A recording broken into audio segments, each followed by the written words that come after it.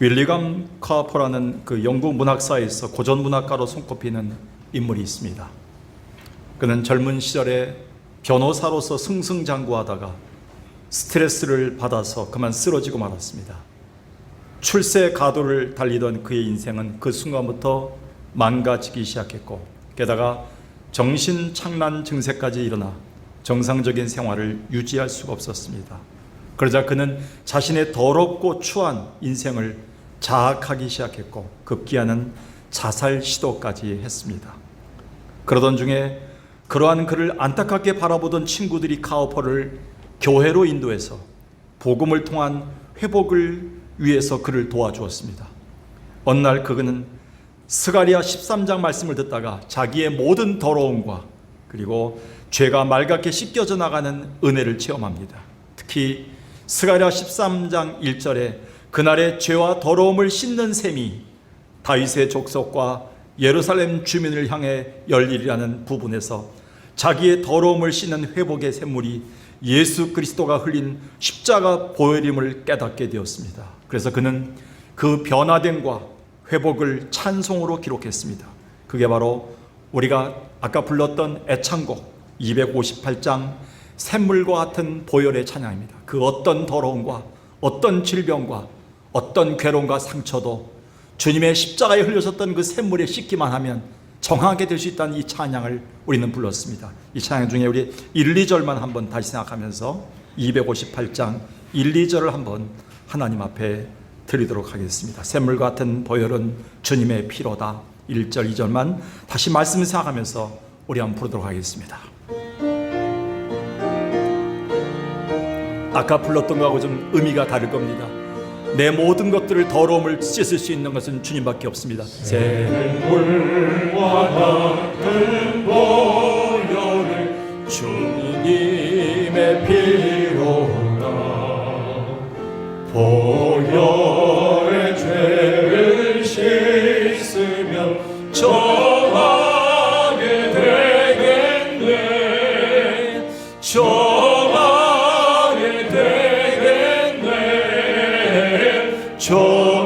그 어떤 질병과 어떤 상처와 어떤 괴로움도 주님은 약속해 주셨습니다.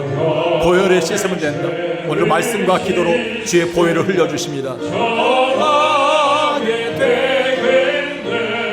도둑 같은 내 마음 도적 회개하고서 보혈에 씻었네.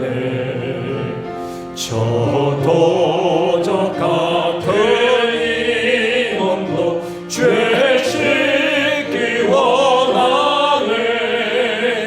죄 씻기 원하네. 죄 씻기 원하네.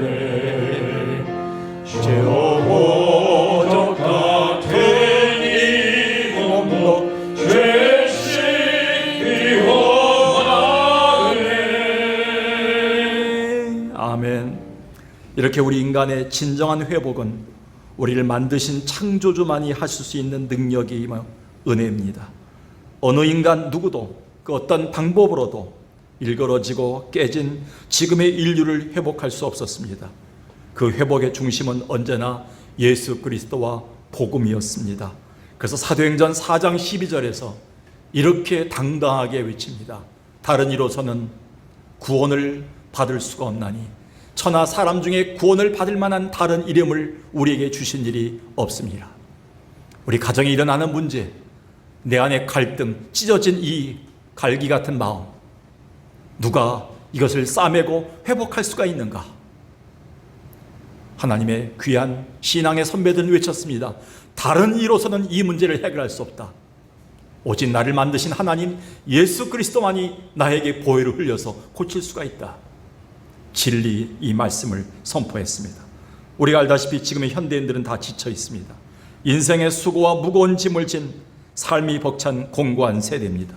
그것은 경제적 고통이 커서 그렇다고는 하지만 실은 지금 현대인들은 정신과 마음에 지쳐 있습니다.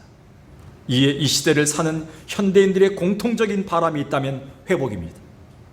가장 많이 팔린 약이 뭡니까? 피로 회복제입니다.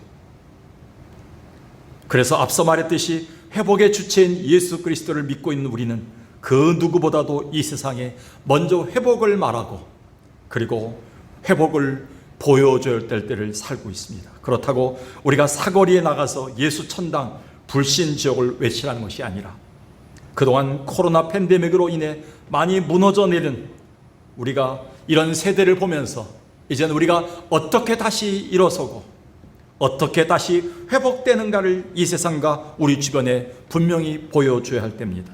그런 면에서 오늘 본문인 시편 60편은 우리에게 시사하는 교훈이 큽니다.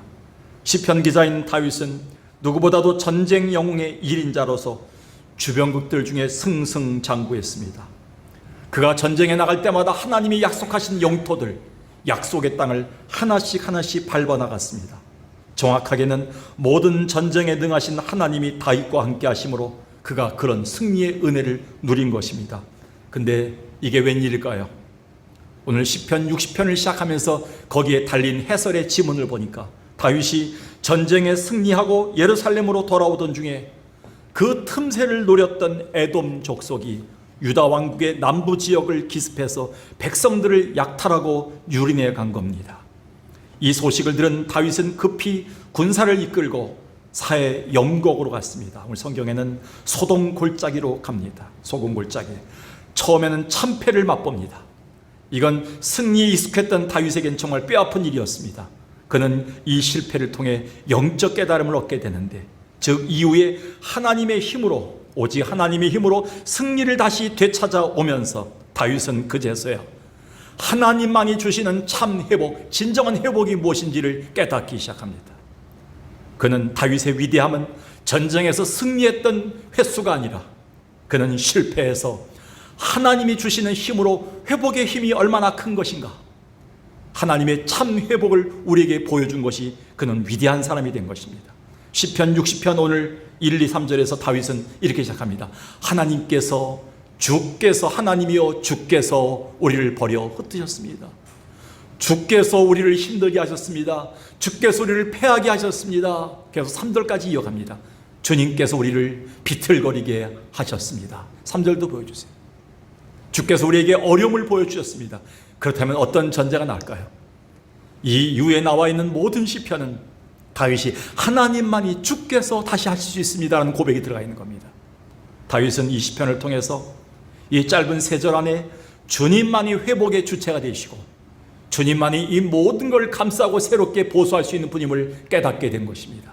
오늘 그 말씀을 우리는 보게 됩니다. 그렇다면 오늘 우리가 이 세상에 말해야 되고 보여줘야 할 회복은 어떤 것들인가요?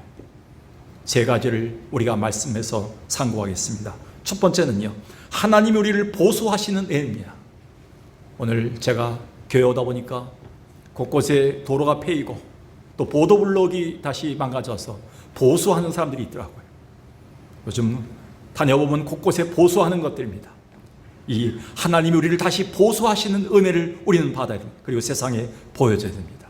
우리가 알다시피 보수라는 말은 원상태에서 틀어져 망가지고 깨어진 것을 다시 고치고 만져서 원래 상태로 되돌리는 겁니다. 사실 인간은 하나님의 형상대로 지음받았지만 그 후 죄로 말미암아 하나님의 형상이 파괴되고 많은 틈들이 생겼습니다. 이걸 바울은 로마 교인들을 향해서 이렇게 얘기합니다. 로마서 1장 28절, 너희가 하나님을 마음에서 제거한 이후부터, 너희가 하나님을 마음에 두기 싫어하는 그날부터 너희에겐 틈들이 생겼다. 이 틈을 21가지로 제시합니다. 모든 불의, 추악, 탐욕, 악의, 시기, 살인, 분쟁, 사기, 악독, 수군수군하는 것, 계속 비방하는 것, 그리고 하나님을 미워하는 것, 능욕하는 것, 교만한 것, 자랑하는 것, 악을 도모하는 것, 부모를 거역하는 것, 우매한 것, 배악하는 것, 무정한 것, 무자비한 것. 지금 이 시대가 아니겠습니까? 바울은 여기서 21가지 틈이 생겼다. 이 틈이 메꿔지지 않는 인간은 소망이 없다. 이렇게 얘기하고 있습니다. 우리 인간은 겉으로 보면 모든 지위와 나이 또는 환경이란 가면을 쓰고 있기 때문에 멀쩡해 보입니다. 또 치장하고 꾸며진 모습으로 주위를 오는 거 보면 다 화려하기까지 합니다. 그런데 그 내면을 자세히 들여다보면 깨어진 틈과 무너진 담이 보입니다. 상처와 아픔으로 찌든 틈이 보입니다. 그러함에도 그 누구도 어떤 방법으로도 그 틈을 보수한 자가 없었습니다.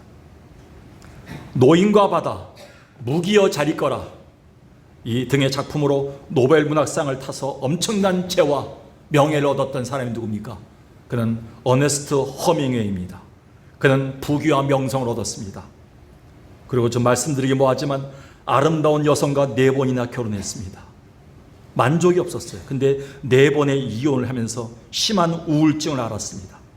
거기서 오는 허무감이 너무 커서요, 결국 그 틈을 메우지 못해서요, 고독의 틈, 여인의 틈, 그리고 쾌락의 틈을 메꾸지 못한 채 그는 엽청으로 자기 인생을 마감하게 됩니다.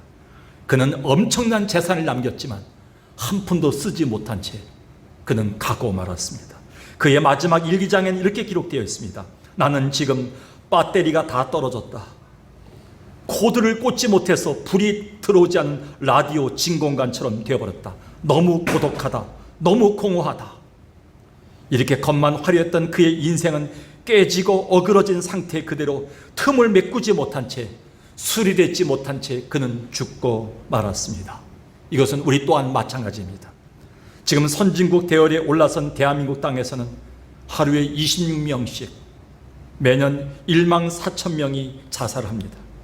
의식주 때문뿐이 아니라 거의 지금의 삶이 고달프고 깨져서 만들어진 허무와 고독의 틈을 채우지 못해서 그런 비극을 자초하고 있는 것입니다. 그래서 에레미야는 에레미야 2장 13절에서 그 원인을 이렇게 얘기합니다. 너희가 2가지 악을 행하는데 생명의 근원 대신 날마다 생명을 주신 하나님을 초계화처럼 버렸다. 하나님을 버리기를 쉽게 버린다. 그리고 그것 때문에 스스로 웅덩이를 파서 거기에 물을 채우려고 하는데 너희가 만든 웅덩이는 깨진 웅덩이다. 깨진 우물이기 때문에 물이 다 새나가고 있다. 돈을 벌어도, 사람의 위로를 바라도, 사람을 만나도 다 깨진 독에다 물을 채우는 것이다. 하나님을 버린 죄다. 이렇게 얘기합니다. 그런데 오늘 본문에 보니까요, 소망이 보입니다. 다윗은 에돔과의 전쟁에서 실패했을 때 그 벌어진 틈과 흔들리는 상황을 회복할 분은 하나님임을 고백합니다. 물론 다윗은 하나님 앞에 자기 백성들이 저지른 패역함과 그로 인한 전쟁의 실패를 보았을 때 절망적이었습니다. 마치 포도주에 취한 것처럼 비척거린다고까지 비유했습니다. 그러나 다윗은 그 갈라진 틈을 능히 메우고 수리하실 분은 하나님뿐임을 알았기 때문에 하나님이 주실 보수의 은혜를 이렇게 간절히 사모합니다. 다시 1절부터 3절 보겠습니다. 하나님이여, 주께서 우리를 버리셨고 분노하셨사오나 지금은 우리를 회복하실 때가 되었습니다. 2절을 봅시다. 주께서 땅을 진동시키사 갈라지게 하셨사오니 그 틈을 기우소서. 땅이 흔들립니다. 여기에 그 틈을 기우소서, 세번역 성경에도 틈을 기워로 달렸는데 무슨 뜻인가요? 히브리 성경에 보니까요, 라파가 뭡니까? 좀 전에 장로님이 기도하셨듯이 치료의 하나님입니다. 하나님만이 리페어할 수 있습니다. 하나님만이 리멘드할 수 있습니다. 하나님만이 고치시고 보수하고 수리할 수 있습니다. 하나님만이 상처를 싸맬 수 있습니다 라고 얘기하는 거예요. 그 틈, 벌어진 틈, 어느 인간도 메꾸지 못할 틈을 하나님, 창조주 하나님이 메꿔 주시옵소서. 라파의 하나님 치료해 주시옵소서라고 간구합니다. 3절 보겠습니다.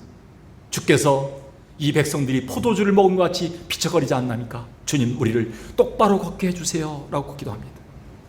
그래서 다윗은 이 보수의 은혜는 하나님의 권능의 오른손에 있음을 고백하면서 5절에서 이렇게 얘기합니다. 주를 사랑하신 자를 건지시기 위하여 우리에게 응답하사 오른손으로 구원하소서. 하나님의 오른손에 잡히면요, 그 어떤 자들도 다 일어날 수 있습니다. 하나님의 오른손이 역사하시며 오른손으로 만져주시며 어떤 자들, 기어가는 자들도 다 일어날 줄로 아습니다. 하나님의 역사입니다. 이게 오늘도 하나님은 11절에서 다윗을 통해서 고백하게 합니다. 우리를 도와서 대적을 치게 하실 분은 하나님밖에 없습니다. 어떤 사람도 우리를 고쳐내지 못했습니다. 하나님밖에 없습니다라는 고백을 합니다. 이게 바로 우리의 틈을 메꾸시는 보수의 은혜를 받았던 다윗이 고백했던 위대한 고백입니다. 오늘도 하나님은 우리 민족과 교회와 또한 가정과 나의 무너진 마음과 상처, 틈이 생긴 것과 깨어진 심령을 보수하고 계십니다. 우리가 있는 모습 그대로를 갖고 나와 주님 앞에 내놓기만 합니다. 아프면 아프다고 얘기됩니다. 솔직히 말하고 주께 엎드린답니다. 가면을 쓰지 마십시오. 제발 주일 예배 나오는 날, 주님 본 날만큼은요, 화장을 하고 오셨더라도, 화려한 옷을 입고 오셨더라도, 직분을 갖고 오셨더라도 아프면 아프다고 무릎 꿇으세요. 아프다고 얘기하세요. 주님이 그런 자들을 만져주십니다. 그게 보수의 은혜입니다. 엄마가 교회 다니면서, 예배 다니면서, 기도하면서 보수하고 고치고 하나님의 치료를 받은 흔적이 있어야지만 우리가 회복을 말해야 되지 않습니까? 내가 치료받지 않고 어떻게 남들에게 치료하라고 얘기할 수 있겠습니까? 우리는 이 보수의 은혜를 받아야 됩니다. 그래서 시편 기자는 이렇게 얘기했습니다. 시편 147편에서 여호와여, 예루살렘을 세우시며 이스라엘의 흩어진 자를 모아 주시옵소서. 상심한 자들을 고쳐 주옵소서. 그들의 상처를 싸매 주옵소서. 우리 하나님은 별들의 수요를 다 세시고 별들의 이름대로 다 부르십니다. 여러분, 별이 몇 개나 되는지 아십니까? 별을 아무리 세봐도 어렸을 때부터 지금까지 저는 세고 있는데 다 못 셌어요.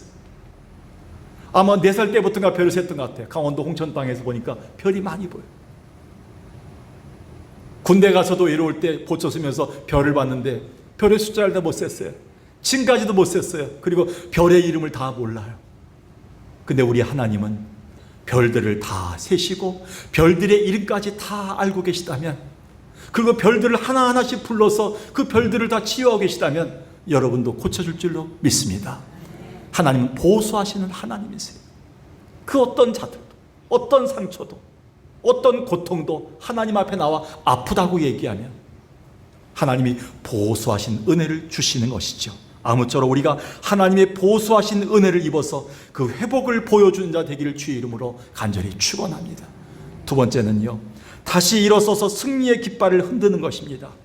시편 기자 다윗은 회복의 또 다른 의미를 이렇게 얘기했습니다.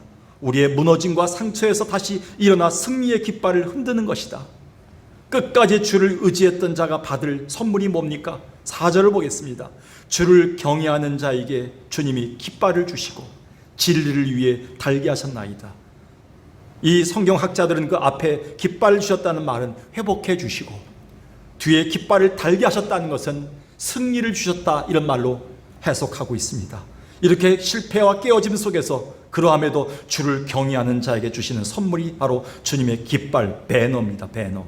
우리가 알거니와 깃발은 국가나 특정 단체를 상징하는 것이며, 전쟁 시 그 깃발이 올라갈 때는 언제나 왕이 적군과 싸우고 있음과 혹은 승리를 상징하는 것입니다. 이뿐 아니라 안정과 평화의 상징입니다. 그래서 4절에서 깃발을 달게 하셨다는 말을 영어 KJV, 킹 제임스 V 성경에서는 이렇게 해석합니다. displayed.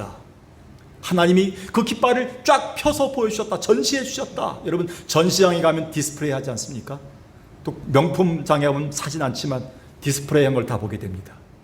하나님이 깃발을 쪼그라든 거 보여주는 것이 아니라 우리에게 깃발을 쫙 펴서 내가 이미 승리했노라, 너에게 주노라, 이렇게 하신다는 거예요. 승리의 깃발을 달게 하신다. 하나님이 친히 싸워주셔서 나의 모든 것을 승리케 하시고 원수들을 짓밟아서 우리에게 승리하는 그 계가를 올리게 하셨다는 겁니다. 우리가 여행을 가보면, 이 패키지 여행을 가보면 맨 앞에 누가 갑니까? 가이드가 가요. 한국 사람은 그만 알죠. 등산복들 다 입고 다니기 때문에. 그래서 가이드가 여행사 깃발을 이렇게 들고 다닙니다. 뭐 둘 여행사 있죠. 우리나라 유명하죠. 하나 여행사인가요? 그 다음에 무슨 나쁜 여행사 뭐 이렇게 들고 다닙니다. 근데 한 번은 누가 그 깃발이 놓쳤어요. 사진 찍고 기념품 사다가 깃발 놓쳐갖고 로마 광장에서 한참 30동안 헤맬 때 하늘이 노래지라는, 어떻게 한국에 돌아갈까? 어떻게 비행기표를 얻을까? 어떻게 찾아가야 되는가? 근데 멀리서 그 깃발이 보이니까요, 할렐루야 했더니 할렐루야. 오늘도 주님 예배를 왜 드리러 옵니까? 가물가물하던 우리의 미래가요, 가물가물하던 우리의 질병들이요, 가물가물하던 우리의 가정들이요, 자녀들의 문제들이요, 오늘도 하나님 말씀을 들을 때마다 그 깃발을 들고 있어서 내가 승리자다 해주실 것이다, 승리의 깃발을 주실 줄로 믿습니다. 예배 드릴 때마다 하나님은 승리의 깃발, 우리의 배너를 달게 하시고 승리의 깃발을 펄럭거리게 디스플레이 해준다는 겁니다. 이게 바로 회복이에요.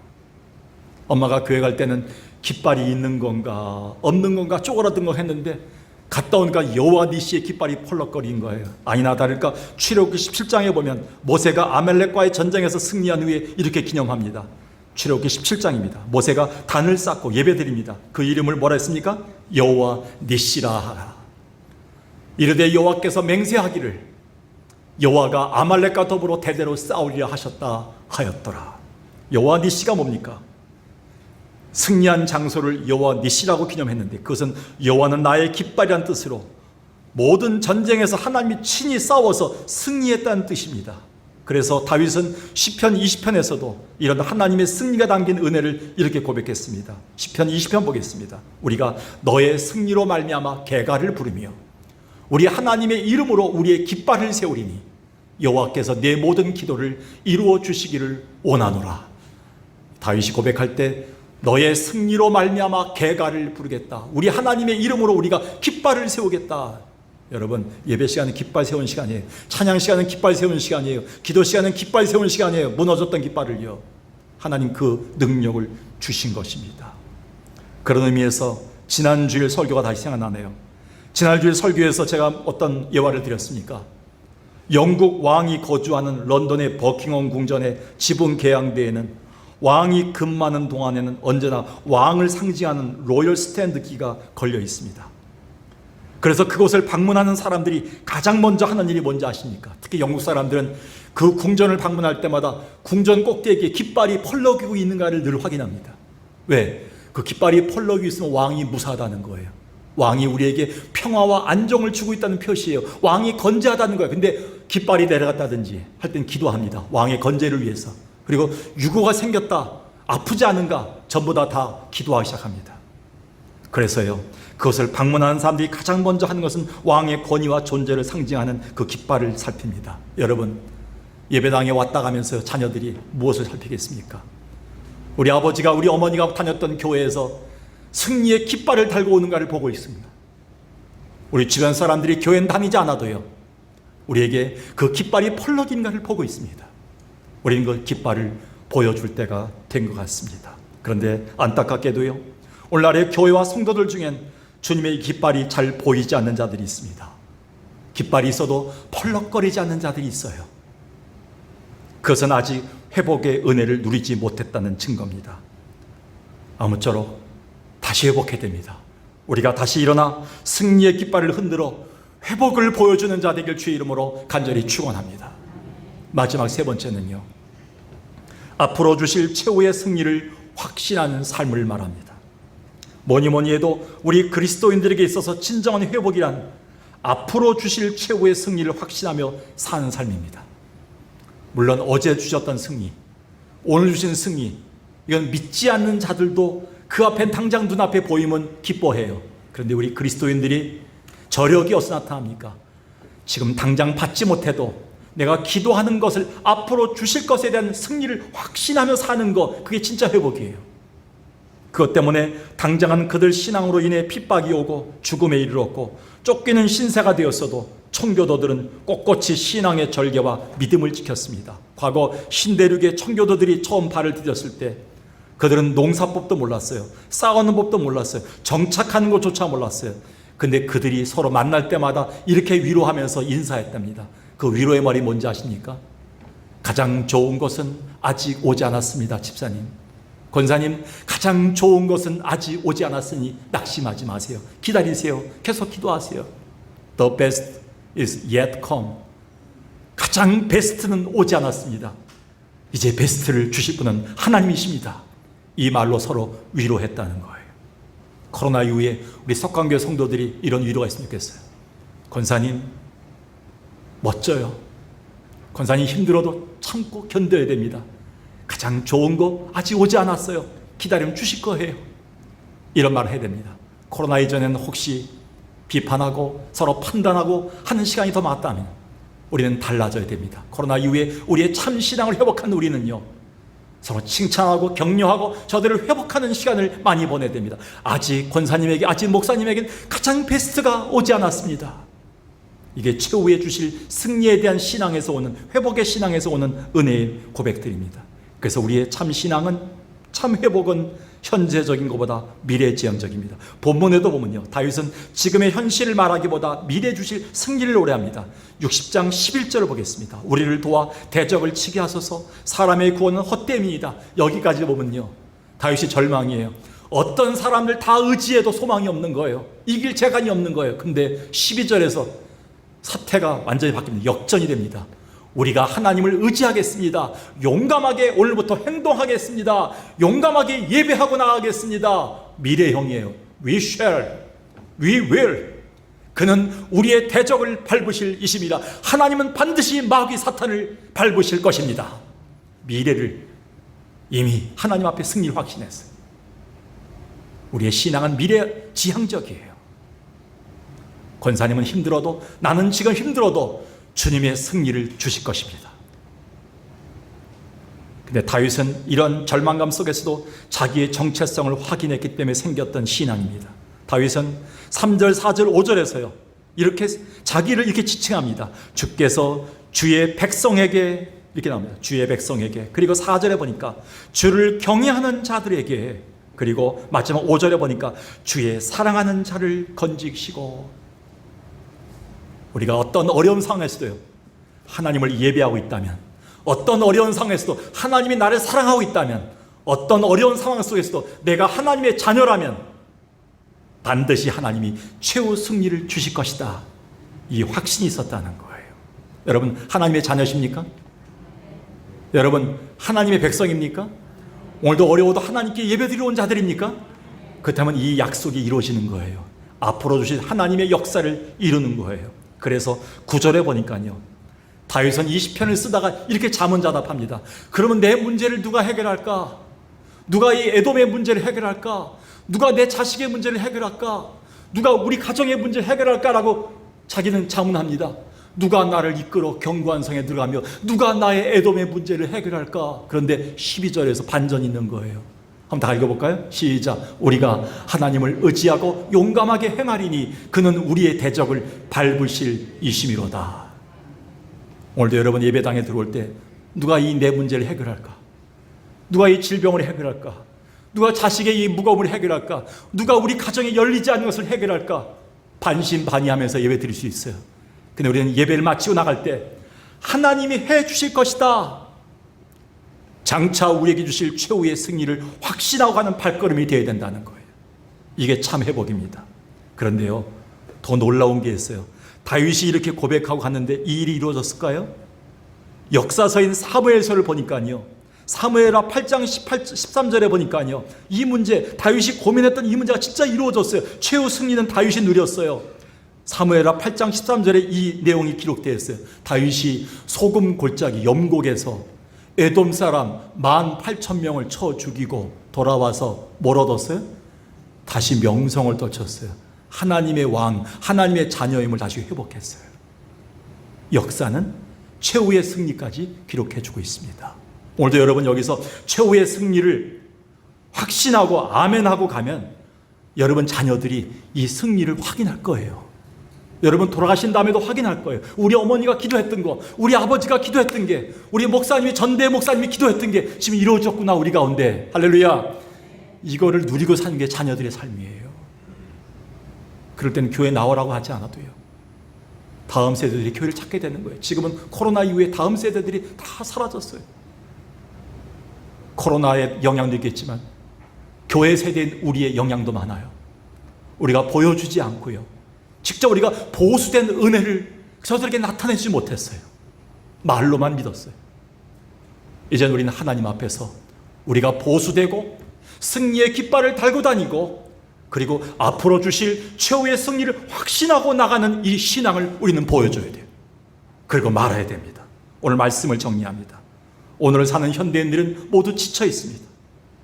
인생의 수고와 무거운 짐을 진 삶이 벅찬 공고한 세대를 살고 있습니다. 근데 그것은 사실 정신과 마음이 지친 것이며 상처와 벌어진 틈을 스스로 메꾸지 못했기 때문입니다. 그런데 우리는 회복의 주체이신 예수 그리스도를 믿고 있는 자들 아니겠습니까? 그 누구보다도 먼저 이 세상에 회복을 말하고 회복을 보여줘야 될 세대를 살고 있습니다. 그렇다면 우리가 어떻게 이 세상에 회복을 말하고 그리고 어떻게 이 세상에 회복을 보여줘야 될 수 있겠까요? 우리는 세 가지를 먼저 경험해야 됩니다. 그 세 가지는 이것입니다. 하나님이 우리를 보호하신 은혜를 우리가 체험해야 됩니다. 오늘도 예배 왔다 가면서 우리를 고치신 은혜를 체험해야 돼요. 라파의 하나님의 손길을 받아야 됩니다. 그리고 다시 일어서서 승리의 깃발을 흔드는 것을 보여줘야 됩니다. 그리고 우리는 앞으로 주실 최후의 승리를 확실한 발걸음으로 나갈 수 있어야 됩니다. 기도하겠습니다.